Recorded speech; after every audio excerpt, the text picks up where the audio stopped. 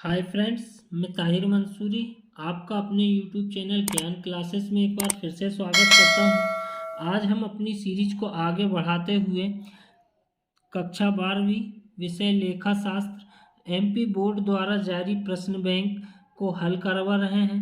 तो आज हम अध्याय 2 साझेदारी लेखे आधारभूत अवधारणा उस इकाई के बहुविकल्पी से लेकर पूरे सवालों को हल कराएंगे।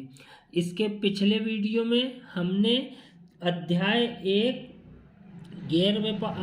लाभकारी या गैर व्यापारिक संस्थाओं के जो चैप्टर है उसके सभी प्रश्नों को विकल्प सहित हल कराया है। तो इस इकाई को भी हम पूरा हल कराएंगे। तो यदि वीडियो पसंद आए तो हमारे चैनल को लाइक करें और अधिक से अधिक लोगों को शेयर करें। यदि सवाल समझने में कोई दिक्कत जा रही है तो उसे हमें कमेंट कर बताएं, हम उसमें सुधार करेंगे और फिर उस पे हम आगे आपको और अच्छे से समझाएंगे। तो आइए शुरू करते हैं अपने वीडियो को। तो यह है अध्याय 2 साझेदारी लेखे आधारभूत अवधारणाएं। इस इकाई से वस्तुनिष्ठ प्रश्नों की जो संख्या है वो 1 अंक वाले 4 आ रहे हैं और अति लघुत्तरी अर्थात 2 अंक वाला एक प्रश्न आ रहा है और एक 4 अंक का एक सवाल आएगा या उसकी थ्योरी आएगी। इस प्रकार से ये इकाई भी कुल 10 अंकों की है। तो हम शुरू करते हैं। सबसे पहले समझौते के अभाव में साझेदार द्वारा दिए गए ऋण पर ब्याज, तो इसका जो आंसर होगा बी होगा 6% प्रतिवर्ष की दर से।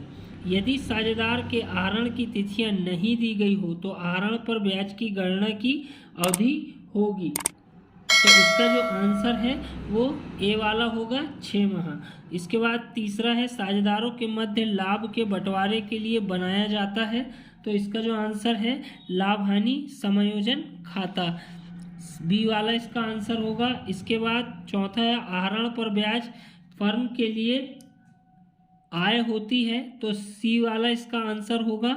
उसके बाद समझौते के अभाव में साझेदारों को प्राप्त करने का अधिकार नहीं है, तो यहाँ पर उपयुक्त सभी इसका आंसर आएगा डी वाला।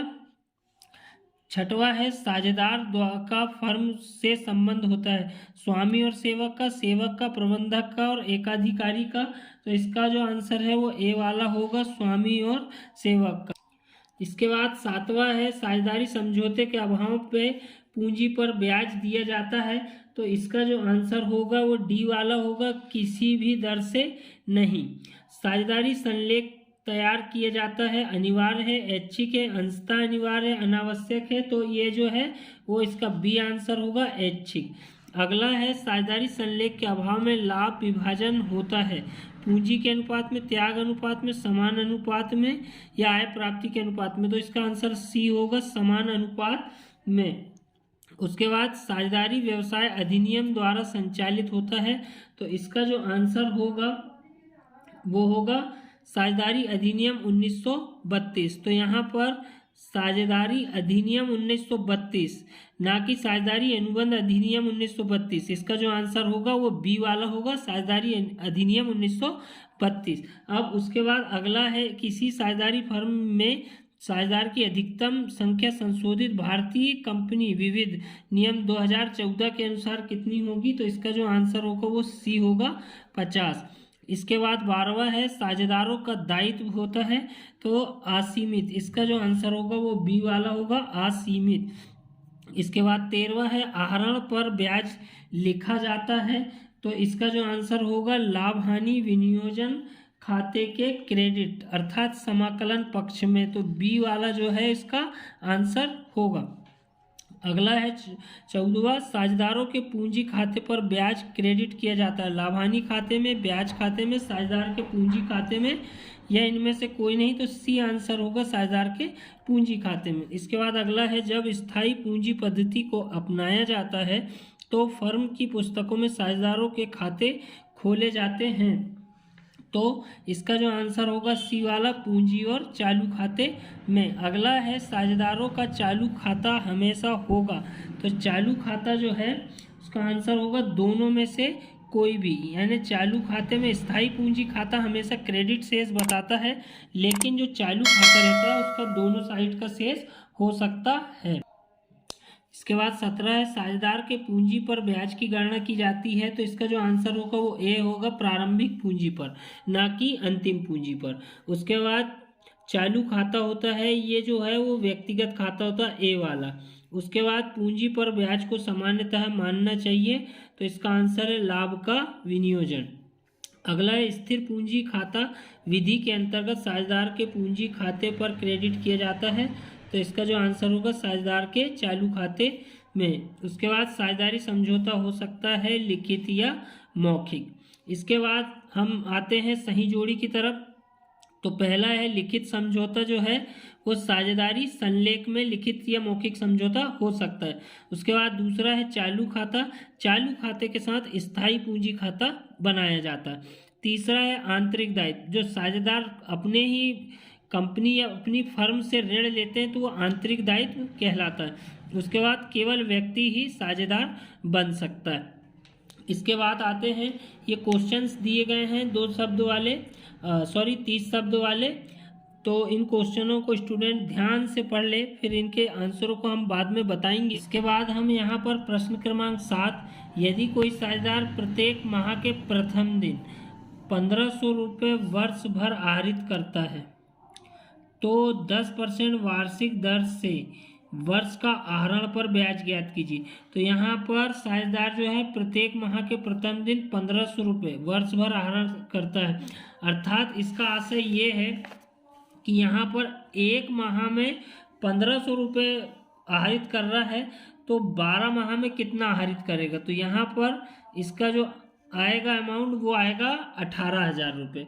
इसमें लेकिन मैंने आपको बता दूं कि जो ये प्रथम दिन दिया है और उसके बाद वाले सवाल में अंतिम दिन दिया है और मध्य दिन दिया है, तो ये आहरण पर ज्ञात करने के लिए तीनों के आपको ये सूत्र में एक जगह याद करना पड़ेगा, उसे हम बता देते हैं।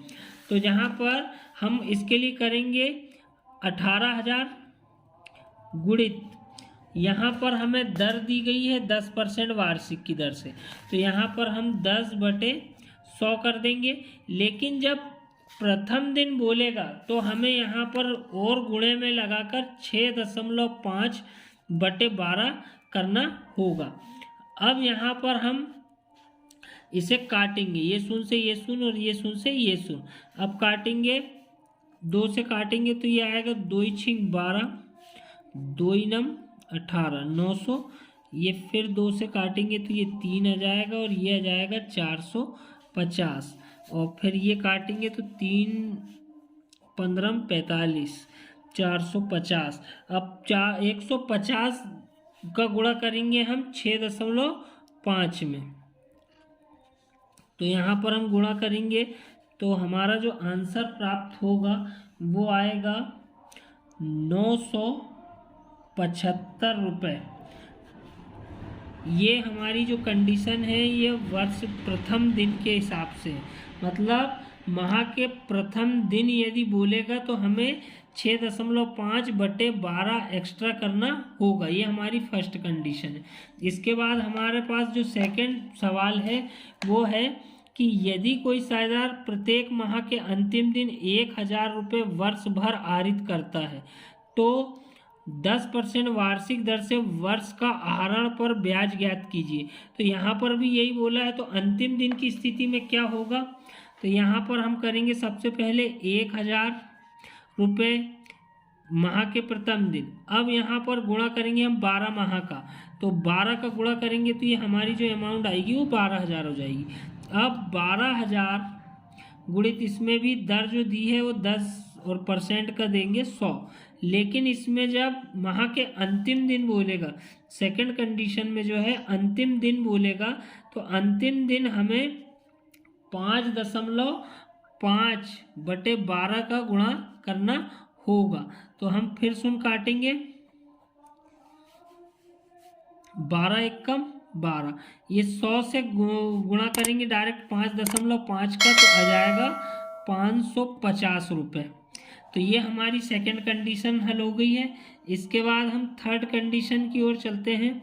थर्ड कंडीशन में दिया है कि एक साझेदार ने 1,000 रुपये प्रति माह के मध्य में वर्ष भर आहरित किए, 12% वार्षिक दर से आहरण पर ब्याज ज्ञात कीजिए। तो यहाँ पर 1,000 रुपये है, तो 1,000 का गुणा हम सबसे पहले 12 माह में करेंगे, तो वर्ष भर में उन्होंने कितना खर्च किया होगा, 12,000 रुपये।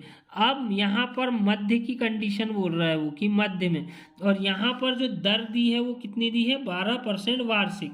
तो हम यहाँ पर करेंगे 12,000 गुणित 12/100, लेकिन जब मध्य की स्थिति आएगी तो हमें गुणा करना पड़ेगा 6/12 का। तो ये तीनों कंडीशन आपको विशेष तौर पर ध्यान रखनी होंगी।